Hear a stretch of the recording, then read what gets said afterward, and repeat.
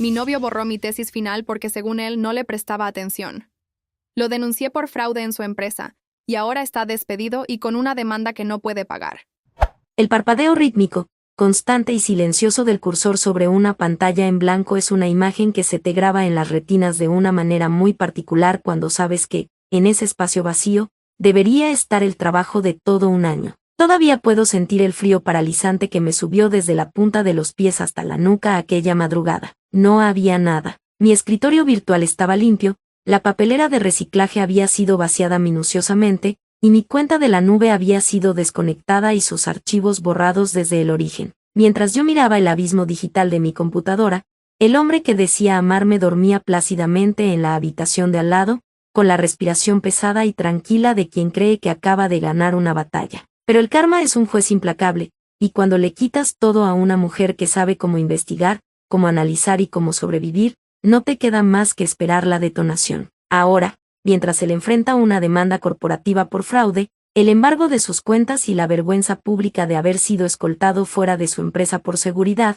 yo me preparo un café y sonrío. Para que entiendan cómo pasé de ser una estudiante desesperada a la arquitecta de la destrucción absoluta de mi exnovio, tienen que conocer el infierno milimétrico al que me sometió, creyendo que yo era lo suficientemente débil como para aguantarlo. Me llamo Mariana, tengo 25 años, y mi cerebro siempre ha sido un campo de batalla entre dos mundos que la mayoría de la gente considera opuestos. Llevaba 4 años estudiando una doble titulación, una mezcla suicida que me apasionaba, química y literatura. Mis días eran una carrera de obstáculos constante, pasaba mis mañanas en el laboratorio, con gafas protectoras y guantes de nitrilo, midiendo reacciones y titulaciones, y mis tardes las pasaba hundida en la biblioteca, desmenuzando la estructura narrativa de las novelas clásicas y analizando poesía. Mi vida financiera dependía de una beca académica muy estricta y de mi trabajo como asistente de investigación. No tenía red de seguridad. Si fallaba, lo perdía todo. Y justo en esa época,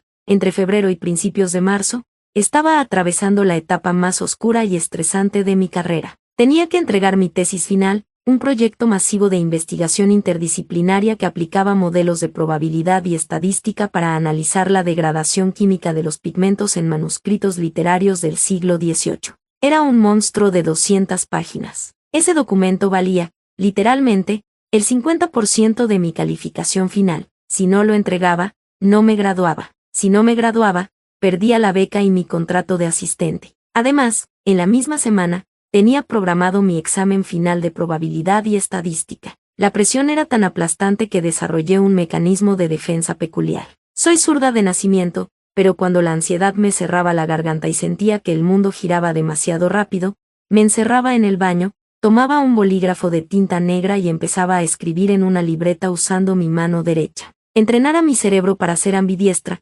concentrarme en la motricidad fina de mi mano no dominante para trazar letras imperfectas y lentas, me obligaba a estar presente. Apagaba el ruido de las fórmulas químicas y las fechas límite. Era mi único escape, mi pequeña isla de control, y en medio de ese torbellino de estrés académico, estaba Diego. Él tenía 28 años, era analista financiero senior en una firma de auditoría corporativa y, cuando lo conocí un año atrás, me deslumbró por completo. Parecía el hombre perfecto. Llegaba a la biblioteca de la universidad a las 11 de la noche con 2 cafés calientes y se sentaba en silencio frente a mí, leyendo sus reportes mientras yo escribía mi tesis. Me decía que mi inteligencia lo volvía loco, que admiraba mi ambición y que no podía esperar a verme en el podio recibiendo mis 2 títulos. A los 6 meses de relación, me propuso que nos mudáramos juntos a su departamento. Argumentó que así yo no tendría que pagar renta y podría enfocarme al 100% en mi proyecto final. Caí en la trampa con la ingenuidad de alguien que está demasiado agotada para ver las intenciones ocultas. Pensé que había encontrado a un compañero de equipo,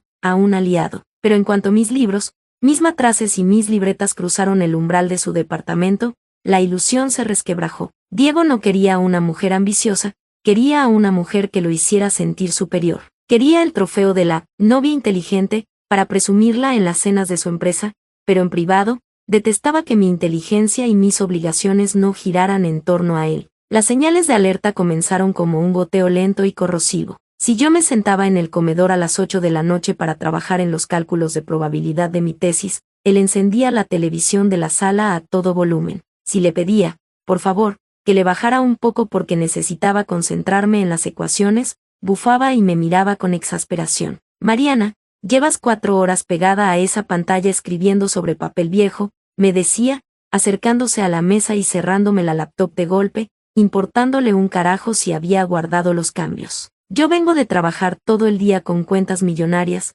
con dinero de verdad, no con jueguitos universitarios. Necesito relajarme en mi propia casa. ¿Por qué no dejas eso y me preparas algo de cenar? Ya es hora de que me prestes un poco de atención, pareces un zombie. Si yo me molestaba y abría la computadora de nuevo, me aplicaba un gaslighting tan denso que me hacía sentir culpable de existir. Me decía que yo era una egoísta, que estaba obsesionada con un papel que nadie iba a leer, y que estaba descuidando mi relación, mi aspecto y a él. Solo quiero pasar tiempo contigo, amor. Pero a ti te importa más un proyectito de escuela que el hombre que te está manteniendo y dando un techo. Me hacía dudar. ¿Acaso era yo el problema? ¿Estaba siendo una mala novia? Esas noches, cuando él se iba a dormir ofendido, yo me encerraba en el baño, temblando de culpa y ansiedad, y llenaba páginas enteras escribiendo mi nombre con la mano derecha hasta que el temblor desaparecía. La escalada de tensión se volvió asfixiante durante el mes de febrero. A medida que se acercaba la fecha de entrega, yo dormía un promedio de 4 horas. Estaba pálida, con ojeras profundas, viviendo a base de café negro y barras de grenoule. Diego, en lugar de apoyarme en el tramo final, decidió que era el momento perfecto para castigarme por mi falta de atención. Empezó a salir con sus compañeros de la firma de auditoría todos los viernes y sábados. Llegaba de madrugada, apestando a alcohol y a perfumes ajenos. Comenzó a dejar su teléfono desbloqueado a propósito en la mesa de la cocina para que yo viera los mensajes que le mandaban sus compañeras de trabajo. Mensajes como, qué buena plática hoy, Diego, deberíamos repetir esa cena pronto, o, me encanta cómo resuelves los problemas,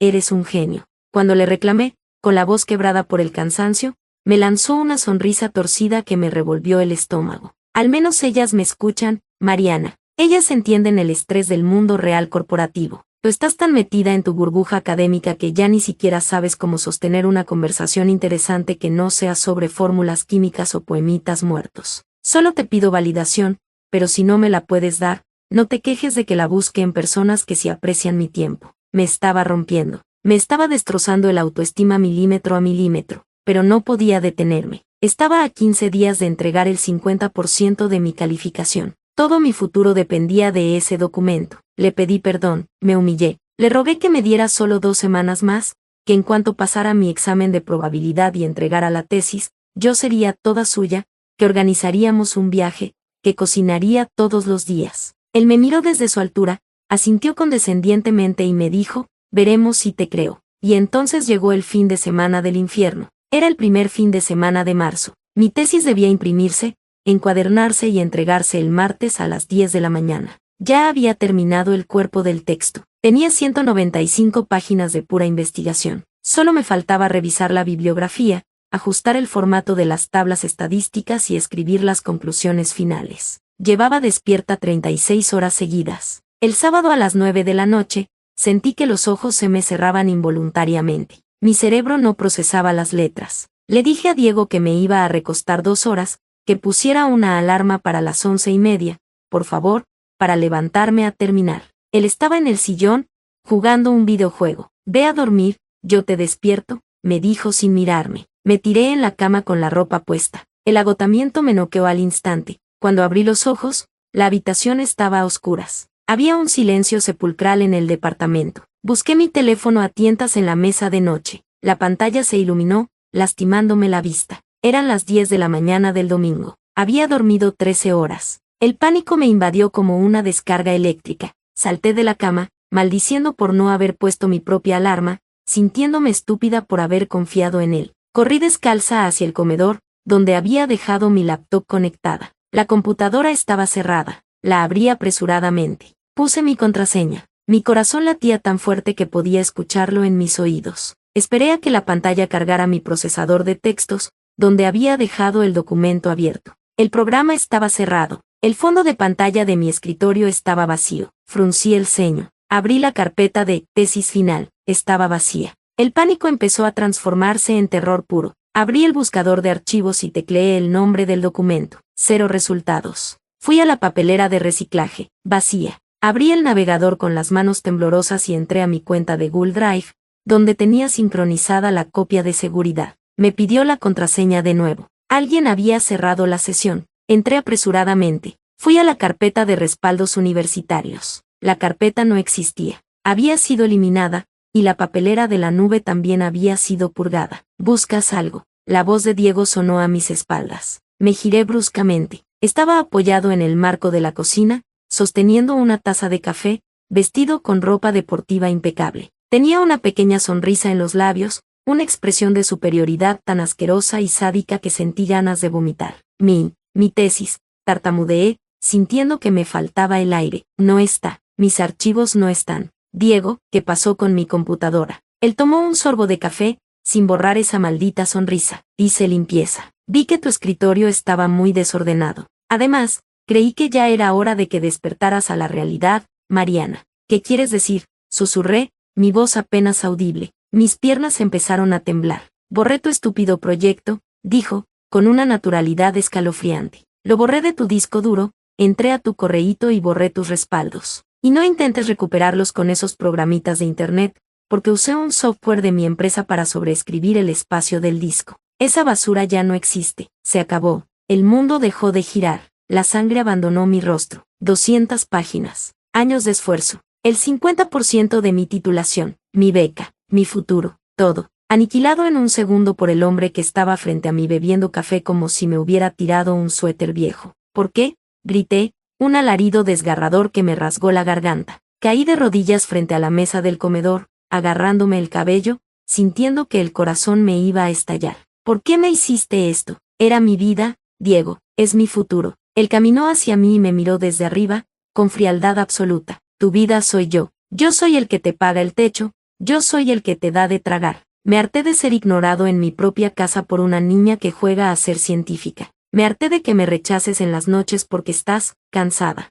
Me harté de que no me prestes atención. Llevas un mes tratándome como si yo fuera invisible. Pues adivina qué, Mariana. Tu jueguito se terminó. Ahora vas a tener que reprobar, vas a perder esa beca ridícula, y por fin vas a tener tiempo para ser una mujer de verdad y atender a tu pareja. Deberías agradecerme, te acabo de liberar de tu propia neurosis. Ahora podemos ir a desayunar tranquilos. No era solo egoísmo, era maldad pura. Quería cortarme las alas, destruirme financieramente y académicamente para que yo dependiera de él por completo, para convertirme en su mascota domesticada. La humillación, la crueldad de su rostro relajado mientras yo me ahogaba en un ataque de pánico en el suelo, fue algo tan traumático que mi cerebro literalmente se desconectó. Comencé a hiperventilar, mi visión se oscureció en los bordes, caí de costado en la alfombra, llorando sin lágrimas, emitiendo sonidos ahogados, intentando meter oxígeno a mis pulmones mientras él me miraba con asco. No hagas drama, me dijo,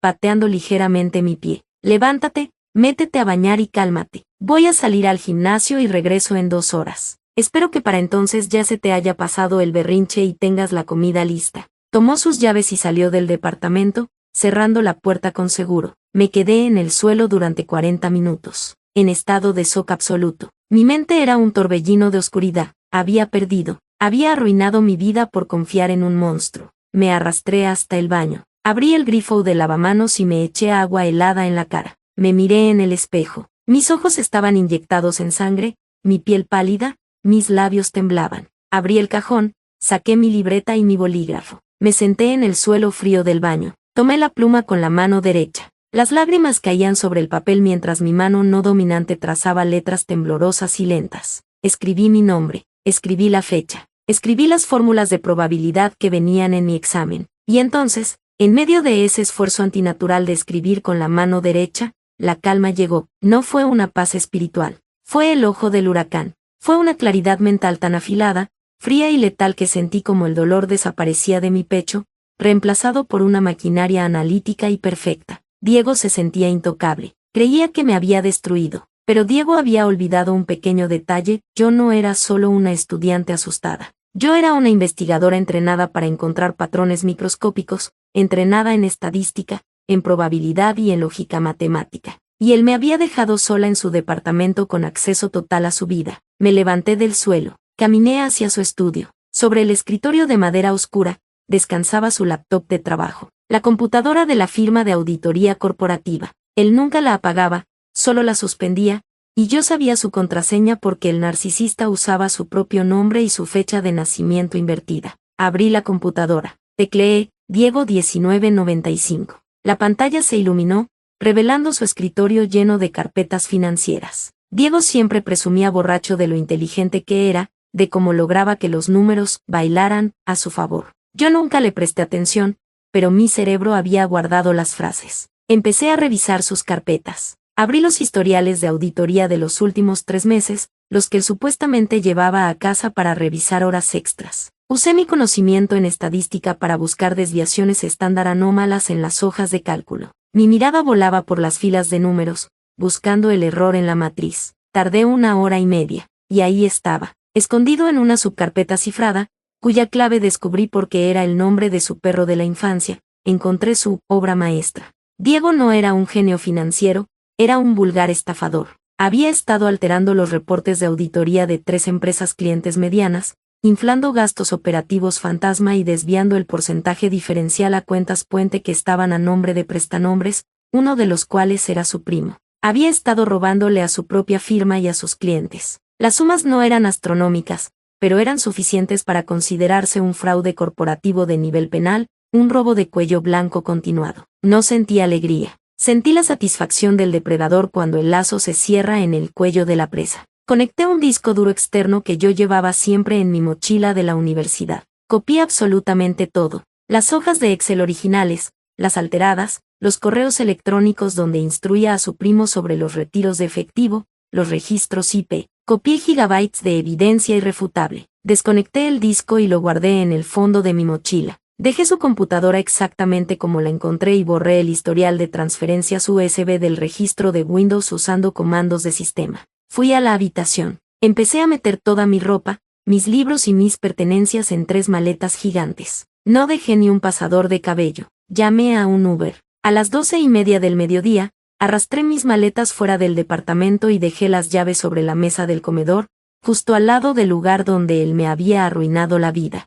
Fui directo a la casa de una compañera de la facultad, a la que le conté todo llorando. Ella me acogió de inmediato, pero mi llanto duró poco. A las 2 de la tarde, abrí mi computadora vieja que tenía en la mochila. En mi mente, ya no existía Diego el novio, solo existía Diego el objetivo. Redacté un correo electrónico. En el campo de destinatario, puse el correo directo del CEO de la firma de auditoría, del director de recursos humanos, del jefe de cumplimiento corporativo, compliance, y del comité de ética de la empresa. Todo eso era información pública en el directorio web de su compañía. El asunto del correo fue simple: evidencia de fraude corporativo, desvío de fondos y alteración de auditorías por parte de Diego, su apellido, En el cuerpo del correo, redacté un resumen ejecutivo impecable, con lenguaje técnico, frío y preciso. Desglosé el método matemático que Diego usaba para alterar las cuentas, detallé las fechas, los nombres de las empresas afectadas y los números de las cuentas puente. Adjunté un enlace a un servidor cifrado donde había subido toda la evidencia del disco duro. Terminé el correo declarando que,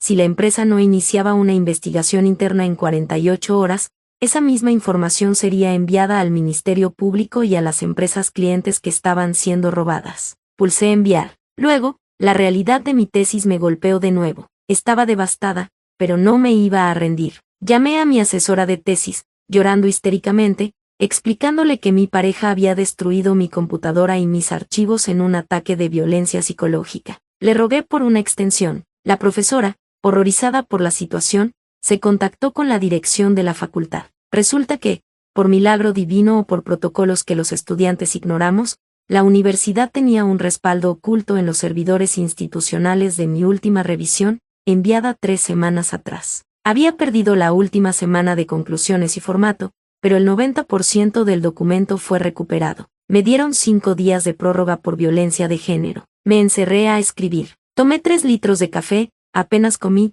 pero rehice todo lo que me faltaba. Me presenté a mi examen de probabilidad y estadística con ojeras hasta la mandíbula, pero mi mente analítica estaba tan encendida por la adrenalina que sentí el examen como un juego de niños. El martes, entregué mi tesis encuadernada en las manos de mi asesora. Aprobé el examen con la calificación más alta de la clase. Me gradué con honores. Pero el verdadero cierre de esta historia, la obra maestra final, llegó a los oídos de todos gracias a la propia naturaleza explosiva del escándalo corporativo. Ese mismo lunes, cuando yo estaba rehaciendo mi tesis, Diego se había presentado a su oficina con su habitual arrogancia. Según me enteré después por una chica de recursos humanos con la que yo me llevaba bien, a las 10 de la mañana, un equipo de seguridad privada de la empresa entró al piso de analistas. Le ordenaron a Diego que levantara las manos del teclado. Le confiscaron el teléfono de la empresa, la computadora, los gafetes y las llaves. Lo escoltaron fuera del edificio frente a todos sus compañeros, mientras el director de finanzas le gritaba que estaba frito. La auditoría interna de la empresa fue fulminante. Las pruebas que envié eran tan sólidas que no tuvo defensa. La firma lo despidió inmediatamente sin un centavo de liquidación y, para salvar su propia reputación y no ser cómplices de encubrimiento, interpusieron una demanda penal en su contra por fraude y abuso de confianza, reclamando el reembolso del dinero robado más daños y perjuicios millonarios. Su mundo de cristal se hizo polvo. Su nombre quedó vetado en todo el sector financiero del país. Nadie iba a contratar a un auditor ladrón. Sus cuentas bancarias fueron congeladas preventivamente por la investigación del Ministerio Público. El departamento de lujo donde vivíamos fue entregado de vuelta al casero porque no pudo pagar la renta del mes siguiente. Se quedó, literalmente, en la calle, con una demanda penal que lo acechaba con la amenaza real de la cárcel si no pagaba una restitución que ya no podía costear. El viernes de esa misma semana, cuando yo apenas estaba recuperando horas de sueño, mi teléfono sonó. Era un número desconocido. Contesté por inercia. Mariana, por favor, por el amor de Dios, ayúdame, aulló la voz de Diego al otro lado de la línea. Sonaba destrozado, ahogado en lágrimas y pánico puro. Su voz arrogante había desaparecido por completo, reemplazada por el chillido de un cobarde acorralado. Me quedé en silencio, escuchando el dulce sonido de su desesperación. Fueron a mi casa, Mariana. Me embargaron el coche. La empresa me demandó, quieren meterme a la cárcel. No tengo dinero, me congelaron todo. Nadie me contesta, mis amigos me bloquearon. Sé que fuiste tú, sé que tú mandaste ese correo. Por favor, diles que fue un error, diles que los documentos eran falsos. Tú eres muy inteligente, tú puedes inventar algo. Me voy a morir en la cárcel, Mariana, te lo suplico de rodillas, perdóname por lo de tu tesis, fui un monstruo, te compro otra computadora, pero por favor sálvame. Estaba rogándole a la misma mujer que días antes había humillado, a la misma niña que jugaba a ser científica, que él despreciaba. Suspiré, acercando el micrófono del teléfono a mis labios. Mi voz salió tranquila, fría y mortalmente serena. Deberías agradecerme, Diego, le dije, repitiendo sus exactas palabras. Vi que tu vida laboral era un desorden lleno de crímenes. Hice limpieza. Te acabo de liberar de tu neurosis corporativa. Ahora vas a tener mucho tiempo libre en tu celda para prestarle atención a tu realidad. Disfruta el mundo real. Colgué, bloqueé el número, y borré su existencia de mi vida, con la misma facilidad con la que él intentó borrar mis archivos. Hoy, soy investigadora asociada en un laboratorio de nivel nacional, publicando mis estudios sobre pigmentos literarios. Trabajo, gano mi propio dinero, y duermo tranquila. Y de vez en cuando, me siento en mi escritorio, tomo un bolígrafo con mi mano derecha, y escribo con una caligrafía perfecta la fórmula de la probabilidad. Porque la probabilidad de que un narcisista intente destruir a una mujer fuerte es alta, pero la probabilidad de que esa mujer lo reduzca a cenizas usando solo su cerebro, es absoluta. Y esa, es una ecuación que nunca se equivoca.